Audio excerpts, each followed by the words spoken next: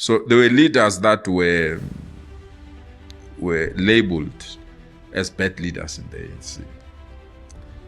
So the regime is doing the same with me. They know my view about the Bella Bill. They know my view about NHI. They know my view about race. I hate racism with passion, Sisu. I hate it. But I'm addicted to non-racialism. You can't claim, because racists are mindless, useless, poor thinkers, selfish and greedy.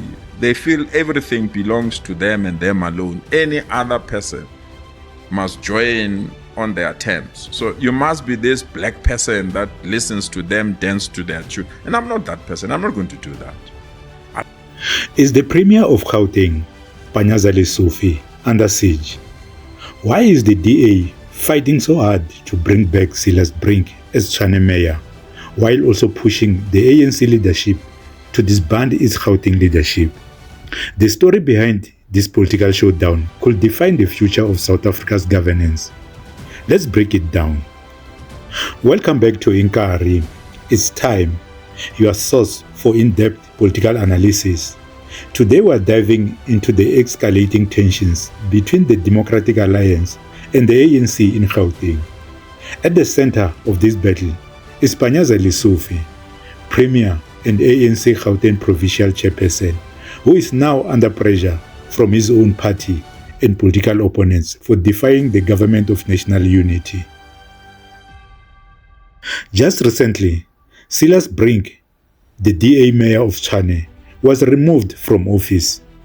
His removal was sparked by accusations that his administration was neglecting black communities in areas like Hammanskraal, Mamelodi, Soshanguve, and Old Van Houtbosch, sparking backlash from the DA. The DA has been fighting to have him reinstated, seeing Brink as a key to their strategy in Gauteng. But here's the question everyone is asking. Why is the DA showing such urgency to reinstate Cilliers Brink, but not the same energy when Mpho Phalatse was removed as mayor of Johannesburg?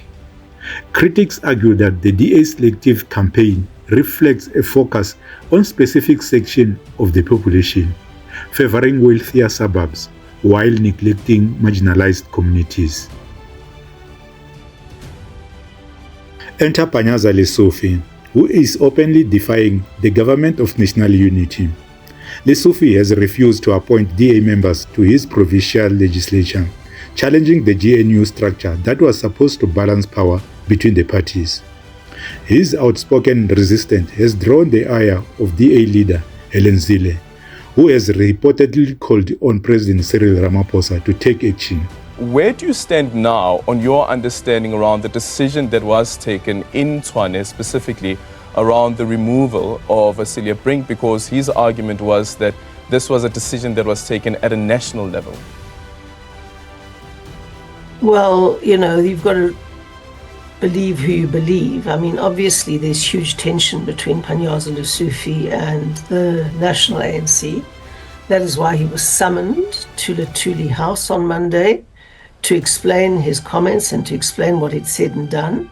So, there's huge tension and a huge difference of opinion about how to proceed.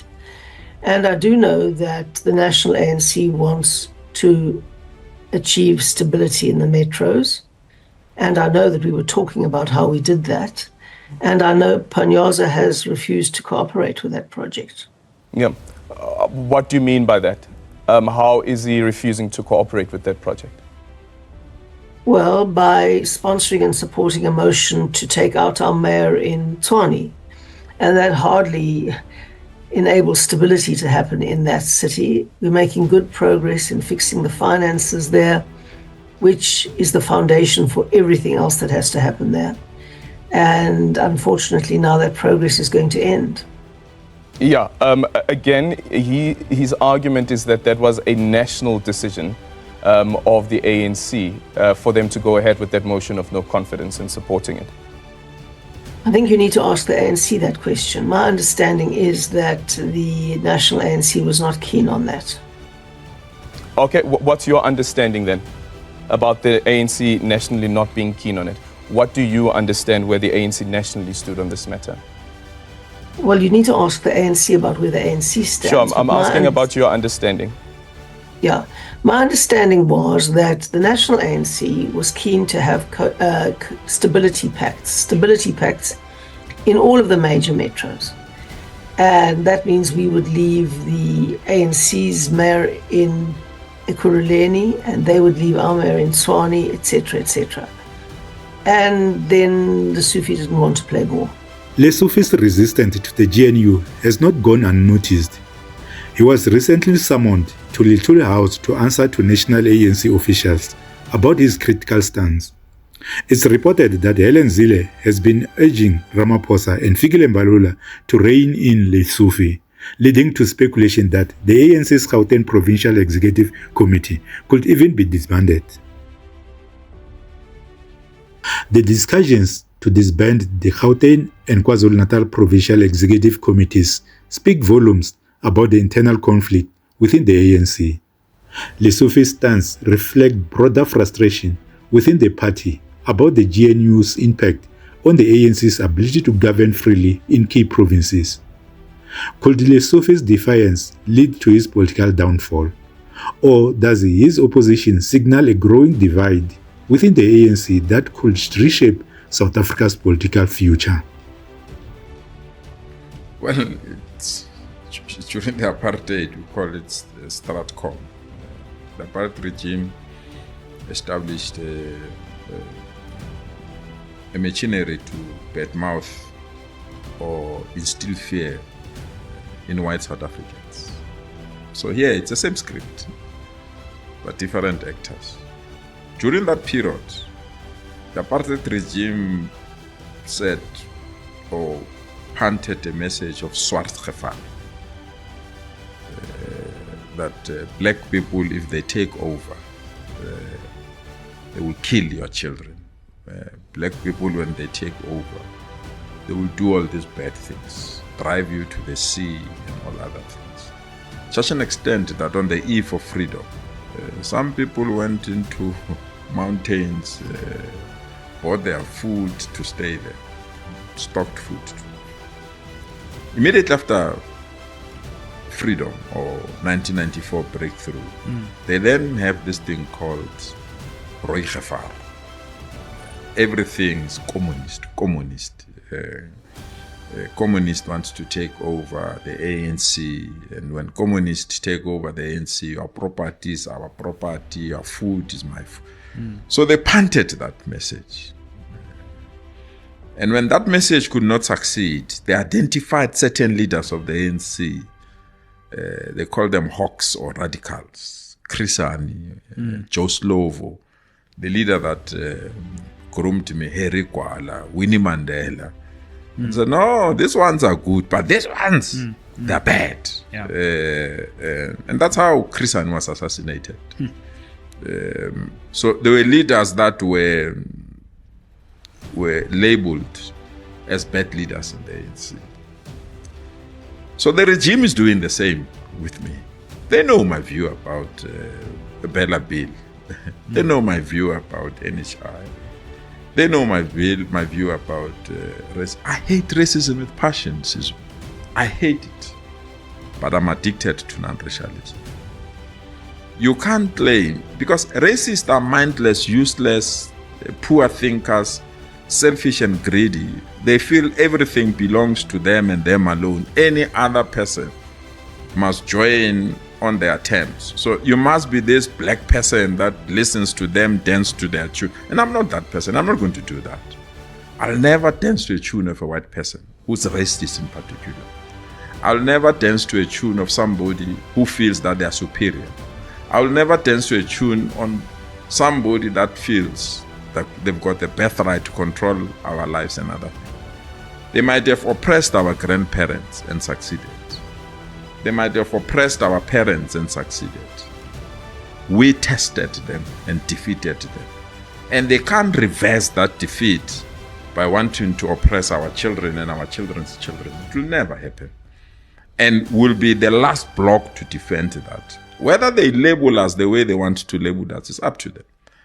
But racism is something that cannot be embraced, cannot be negotiated with, and cannot be tolerated. It must be crushed, and crushed mercilessly.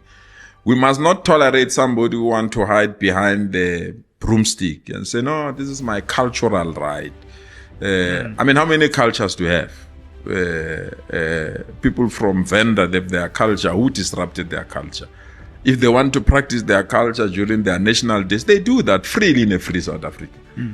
Why a certain race believe that they must be alone, and they must be them alone, do things alone, take their children to a school alone? Any other culture must not come. If you want to come closer to them, you must make an application in your own country, creating no-go areas in our country. It can be.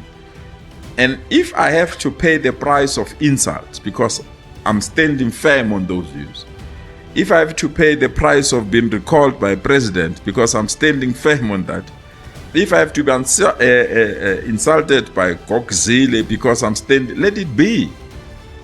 What I know, it's quite clear that some of the media houses are hired guns, that some of the media houses lack the creativity and the analysis and the independence that they're supposed to uphold. And I was not surprised. You must check News 24 or Naspers, the first quarter of the declaration of political funding, who they funded first. They funded the Democratic Alliance. So whatever the Democratic Alliance, we know News 24 will be the publication that must amplify their message. You will check when News 24 was attacking former Deputy President Mashatile. Which political party did it go to the Union Building to demand the resignation of? It's the DA. So I'm not worried about hired journalists to attack me or analysts. I mean, you check the last Sunday newspaper, 3 columns in the Sunday Times, one message, this Panyaza Lesufi. And there's no decision that I've taken alone. The decision to establish a government of provincial unity, it was the national office bearers of the ANC who took over the negotiations. They deadlocked with Helen Zille. I was in that meeting. He knows that they deadlocked with our national leadership. And the national leadership gave us the go-ahead to establish government after we've postponed the announcement twice. So why will they openly lie and say that we're establishing the government of provincial unity in Gauteng to spite at national leadership or to demonstrate that we are roads? As Panyaza Lesufi's political future hangs in the balance, the battle over Cilliers Brink's removal and the DA's pressure on the ANC leadership highlights the cracks in the current political order. Will the ANC buckle under pressure, or will Lesufi's defiance ignite a new wave of resistance within the party? The present GNU has the potential and the capacity to reconfigure the alliance, wherein our historic strategic opponents such as the DA are elevated to strategic position, right? And that the ANC now is electing to prioritize them at the decrement of their historic allies. As the SACP in the Western Cape in this instance, we call on the ANC to discuss the matters the SACP has been raising, right? Or risk perishing. If you like, who benefits in this journey? Where we stand, we believe that big business would not be this emboldened. For instance, they approached the president on the NHI. The president considered. They approached the president on the ballot bill. The president considered. We call for the implementation of the NHI and the ballot bill on their present form, and they must not be altered unless the president is indeed beholden to market forces or is the president of market forces. But if he's the president of South Africa, of the ANC, he must therefore implement the ballot bill and the NHI in their present form. What do you think? Should Panyaza Lesufi stand his ground against the government of national unity? Or is he risking too much? And is the DA truly looking out for all South Africans? Or are they playing selective politics? Drop your thoughts in the comments. Hit the like button and don't forget to subscribe for more in-depth analysis from Nkari. It's time. The battle is just beginning. Thanks for watching and take care.